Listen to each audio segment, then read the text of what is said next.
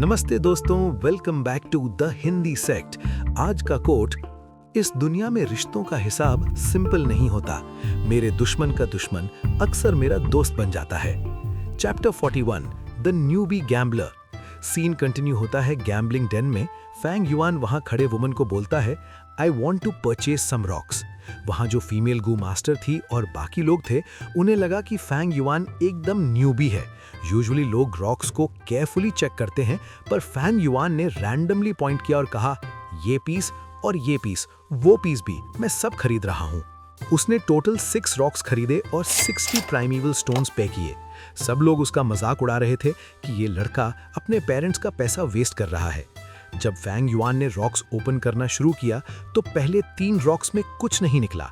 लोगों ने कहा कि उसका मेथड गलत है, लेकिन जब 5th रॉक ओपन किया तो वहां सीन चेंज हो गया।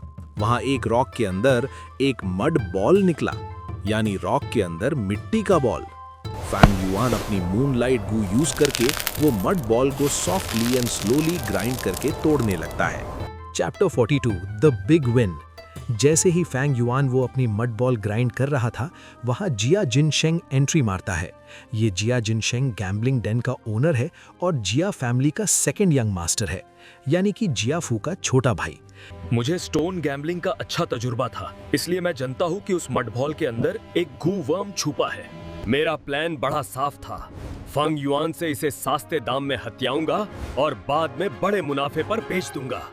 इसे देख के मुझे सुनियो का याद आता है। जिन शेंग ने सोचा फैंग युआन बच्चा है, तो उसने ऑफर दिया, अभी मैं 40 प्राइमेवल स्टोन्स दे रहा हूं तुम्हारे हाथ वाली उस मड बॉल को खरीदने के लिए। लेकिन फैंग युआन ने उसे रिजेक्ट कर दिया और पूरे क्राउड के सामने कॉन्फ्रंटेशनल टोन में कोल्डली कहा, तो तुम मुझे फोर्स करके मेरी मड बॉल फॉसिल खरीदना चाहते हो? फोर्सफुल परचेज गैम्बलिंग डेन के रूल्स तोड़ती है और ये किंग माओ माउंटेन है। तुम क्या सच में सबके सामने मुझ जैसे गुयुए क्लैंसमैन को धमकाना चाहते हो? इससे क्राउड जिया जिनशेंग के अगेंस्ट हो गया। जिनशेंग ने माफी मांगी और फैंग युआन को मड बॉल ओपन करने दिया।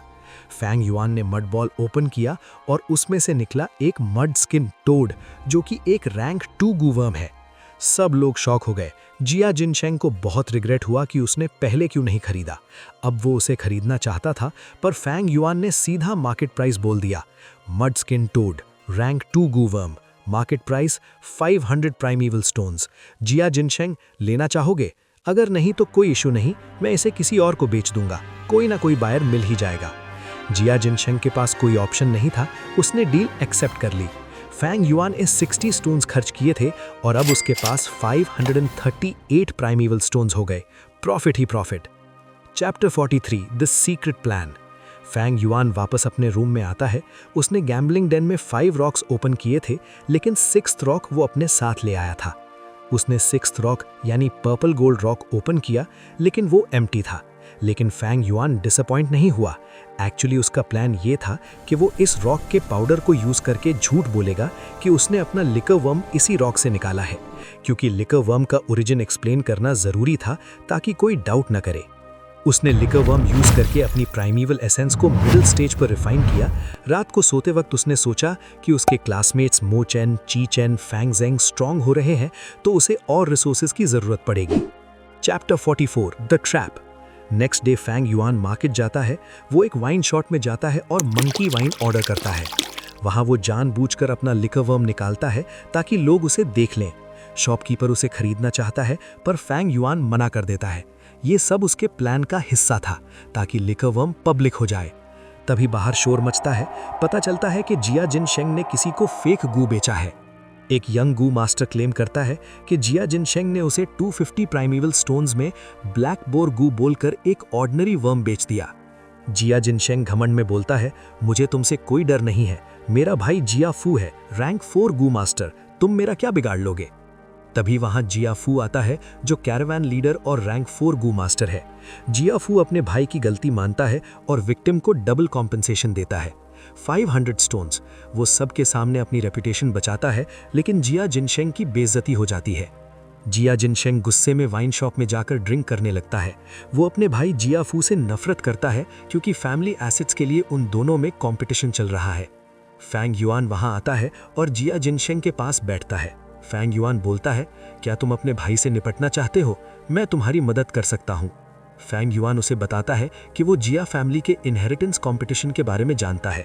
फैंग युआन ऑफर करता है कि वो उसे एक ऐसी चीज़ देगा जिससे वो बाकी क्लैंस के साथ डील कर सके। ये चीज़ है फ्लावर वाइन मंक की इमेज वॉल, जिस पे गु युए क्लैन के लीडर की डार्क हिस्ट्री है, जो हमने पिछले वीडियो में देखा था। जिया जिनशेंग पहले डाउट करता है, लेकिन फैंग युआन कॉन्फिडेंट होता है। फैंग युआन डिमांड करता है 2000 प्राइमेवल स्टोन्स, कोई बार्गेनिंग नहीं। जिया जिनशेंग मान जाता है। वो सोचता है कि अगर वो ये सीक्रेट बाई फैमिली को बेचेगा तो गु युए क्लैन वीक हो जाएगा और वो बहुत प्रॉफिट कमाएगा। फैंग युआन ने सिचुएशन का पूरा फायदा उठाया और जिया जिनशेंग अब उसके ट्रैप में है। Chapter 46 the trap and the kill. Scene shift होती है उसी सीक्रेट केव से जहां फांग युआन उस जिया जिनशिंग को लेकर आया है। अंधेरा बढ़ता जा रहा था और फाइनली जिया जिनशिंग से रहा नहीं गया। उसने फांग युआन से पूछा कि तुमने मेरे भाई जिया फू के बजाय मुझसे डील क्यों की, जबकि जिया फू की रेपुटेशन मार्केट में ज्यादा अच्छी है। फांग युआन ने बड़ी चालाकी से जवाब दिया, उसकी कल्टीवेशन हद से ज्यादा हाई है और मुझे अपने डिसीजंस किसी और के हाथ में देना बिल्कुल पसंद नहीं। उसने कहा कि वो ऑनेस्टी में बिलीव नहीं करता। जिया जिनशेंग ये सुनकर खुश हो गया। उसे लगा कि फांग युआन उसके जैसा ही सोचता है, पर रियलिटी ये था कि जिनशेंग बहुत वीक है और उसको मैनिपुलेट करना बहुत इजी था। जैसे ही वो अंदर पहुंचे, जिया जिनशेंग ने इमेज वॉल देखी और उसे यकीन हो गया कि फांग युआन सच बोल रहा था। वॉल पर फ्लावर वाइन मंक और गु युए क्लैन के 4th जनरेशन लीडर की लड़ाई दिख रही थी।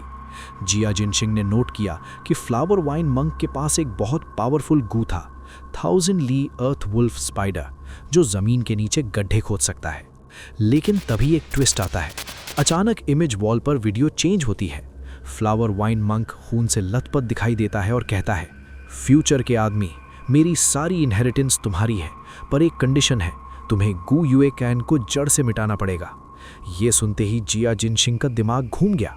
एक रैंक 5 गु मास्टर की इनहेरिटेंस। उसने सोचा कि अगर ये पावर उसे मिल गई तो वो अपने भाई जिया फू को हरा सकता है। उसके मन में लालच आ गया। उसने सोचा, क्यों न मैं इस फांग युआन को यहीं मार दूं और सारा खजाना खुद रख लूं। जिया जिनशिंग ने एक फेक स्माइल के साथ फांग युआन की तरफ देखा, लेकिन उससे पहले कि वो कुछ बोल पाता, फांग युआन ने मून ब्लेड लॉन्च कर दिया। 2 ब्लू मून ब्लेड्स सीधा उसके गले पर लगे और जिया जिनशिंग का सर धड़ से अलग हो गया। फांग युआन ने ठंडे दिमाग से कहा, लोगों को मारते वक्त ज्यादा मत सोचो। Chapter 47 evidence destroyed. अगली सुबह बहुत जोर की बारिश शुरू हो गई। कैरावैन अब गु युए विलेज से निकलने वाला था। यहाँ पर ऑथर ने कैरावैन के गु वर्म्स का काफी डिटेल्ड डिस्क्रिप्शन दिया है। कुछ गु masters 1 stretch golden worm use कर रहे थे, जो बारिश से बचने के लिए एक गोल्डन बैरियर बनाता है। कुछ लोग ग्रीन सिल्क गु यूज कर रहे थे, जिससे उनके बाल एक रेनकोट की तरह बन गए।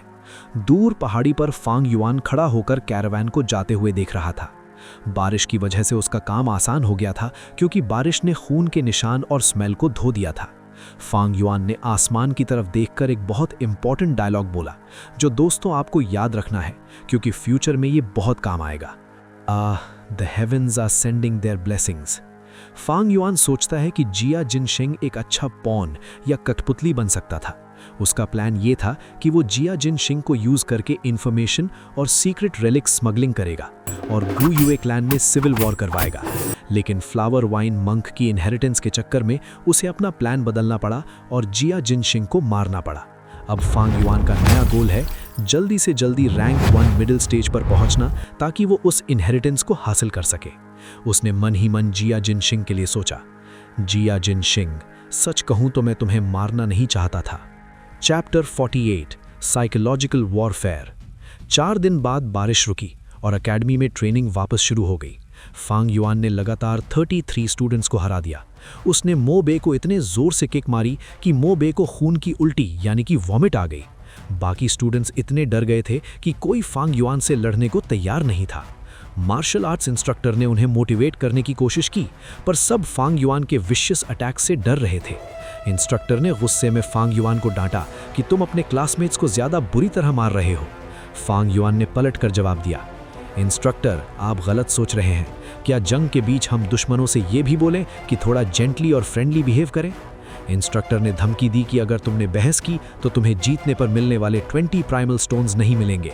फांग युआन जोर से हंसा और बोला, ये बस एक कॉन्टेस्ट है जो 20 प्राइमल स्टोन्स देता है, मुझे इससे कोई मतलब नहीं, और वहां से चला गया। सब हैरान थे, लेकिन असलियत ये थी कि फांग युआन की स्टैमिना खत्म हो चुकी थी। वो अंदर से थक चुका था और कांप रहा था। अगर वो वहां रुकता तो पकड़ा जाता और उसकी कमजोरी सबके सामने आ जाती। उसने अपनी इनविंसिबल इमेज बचाने के लिए ये नाटक किया ताकि वो स्टूडेंट्स से वसूली करता रहे, नहीं तो स्टूडेंट्स को रियलाइज हो जाता फांग युआन इज नॉट इनविंसिबल और लोग उसे फ्यूचर में डिफाई करता। Chapter 49 the clans fear. Academy Elder अपने विंडो से ये सब देख रहा था। उसे फांग युआन बिल्कुल पसंद नहीं आ रहा था। क्यों? क्योंकि फांग युआन के अंदर डर यानी कि फियर नहीं था। एल्डर ने सोचा, क्लैन के लिए आदर ही ना हो, ऐसे लोग चाहे पाले पोसे गए हों कभी भी क्लैन के काम के नहीं होते। एल्डर ने देखा कि क्लास में अब 3 ग्रुप्स बन गए हैं जो फांग युआन को हराना चाहते हैं। नंबर 1 गु युए मो बे का ग्रुप, नंबर 2 गु युए ची चन का ग्रुप और नंबर 3 गु युए फांग जेंग यानी कि फांग युआन का भाई का ग्रुप। लेकिन फांग युआन अकेला था। एल्डर को लगा कि जैसे जैसे वक्त बीतेगा क्लैन का सिस्टम, अवार्ड्स और पोजीशंस जैसे कि क्लास चेयरमैन फांग युआन को लाइन पर ले आएंगे और उसे क्लैन का लॉयल बना देंगे। बेचारा एल्डर, उसे नहीं पता फांग युआन कौन है। Chapter 50 race to middle stage. रात हो गई थी और सब कल्टीवेशन में लगे हुए थे। मो बे अपने घर में अपनी बहन मो यान से बात कर रहा था। उसने नोटिस कर लिया था कि फांग युआन फाइट के वक्त हाँफ रहा था। मो बे ने डिसाइड किया कि वो जल्दी से मिडिल स्टेज पर पहुंचकर फांग युआन को हराएगा। दूसरी तरफ ची फैमिली के सीक्रेट रूम में गु युए ची लियान यानी कि ग्रैंडपा अपने पोते ची चंग की मदद कर रहे थे। ची चंग का टैलेंट सी ग्रेड है, इसलिए उनके ग्रैंडपा अपनी प्राइमल एसेंस उसके अंदर ट्रांसफर कर रहे हैं। ये एक तरह की चीटिंग है और इससे ची चंग का फ्यूचर पोटेंशियल खराब हो सकता है, लेकिन उन्हें अपनी फैमिली की पावर दिखाने के लिए ये करना पड़ रहा था। ग्रैंडपा ने कहा कि अगर उन्हें लिक्विड वर्म मिल जाए तो ये प्रॉब्लम सॉल्व हो सकती है। मज़ा देखो, लिक्विड वर्म तो फांग युआन के पास है। वहीं फांग जेंग यानी कि ए ग्रेड टैलेंट भी मेहनत कर रहा था। उसके पास पैसे खत्म हो गए थे क्योंकि फांग युआन उससे हर हफ्ते 10 प्राइमल स्टोन्स छीन लेता था। वो गुस्से में था और बस अपने भाई को हराना चाहता था। लेकिन फांग युआन सबसे आगे निकल गया। अपने रूम के अंधेरे में फांग युआन ने लिक्विड वर्म का यूज़ किया। उसने अपनी ग्रीन कॉपर प्राइमल एसेंस को रिफाइन किया और अपनी अपर्चर वॉल्स पर अटैक किया। राइज, वेव्स टकराईं और फाइनली वाइट लाइट वॉल टूट गई। वहां पर एक वाटर वॉल बन गई। फांग युआन हंसा और उसने आंखें खोली और कहा, I advance to middle stage. वो सबसे पहले मिडिल स्टेज पर पहुंच चुका था। वीडियो पसंद आई तो लाइक कीजिए और फ्यूचर में ऐसे ही रेवरेंड इंसैनिटी रिलेटेड वीडियोस देखने के लिए सब्सक्राइब कीजिए। मिलते हैं नेक्स्ट वीडियो में। बाय।